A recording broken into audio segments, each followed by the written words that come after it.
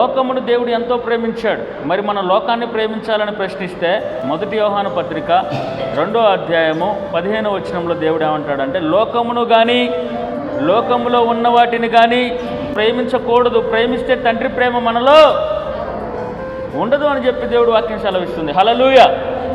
లోకంలో ఉన్న శరీరాశ, నేత్రాశ, జీవ కుటుంబం, కన్ను ఏది ఇష్టపడుతుందో, శరీరం ఏమి ఇష్టపడుతుందో, ఏదైతే మనం కావాలనుకుంటున్నామో ఆ లోకమును ప్రేమించేవారిలాగా మనం ఉండకూడదు. లోకాన్ని సృష్టించిన దేవుణ్ణి ప్రేమించేవారిలాగా ఉండాలి. హల్లెలూయా. ఈ బట్టలు, ఈ బంగారం, ఈ తిండి, ఈ ఆస్తి, ఈ ఇల్లు, ఈ పిల్లలు మనకన్నీ ఇచ్చింది దేవుడేనండి. ఆమేన్. మనం ఏది అనుభవిస్తున్నా, మనం ఏది చేస్తున్నా, మనము చూస్తున్నా, మాట్లాడుతున్నా, మనం నడుస్తున్నా, అది ఏది చేస్తున్నా దానికి కారణము దేవుడై ఉన్నాడు. స్తోత్రం కలుగునుగా. 2 కాళ్ళతో నడుస్తున్నామంటే కాళ్ళు లేని వాళ్ళు చాలామంది ఉన్నారు. 2 కళ్ళతో చూస్తున్నామంటే కళ్ళు లేని వాళ్ళు చాలామంది ఉన్నారు. నోటితో మాట్లాడుతున్నామంటే మగవారు చాలామంది ఉన్నారు. హల్లెలూయా. ఇంకా ప్రాణాలతో ఉన్నాము అని అంటే అది దేవుడి కృప అయి ఉన్నది. ఆమేన్ చెప్పండి ఒకసారి. హల్లెలూయా.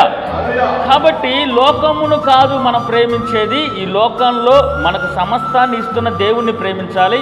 ఈ లోకం వైపు కాదు, దేవుడి వైపు చూస్తూ దేవుడి మీద మన ప్రేమను ఉంచాలి. స్తోత్రం కలుగునుగా.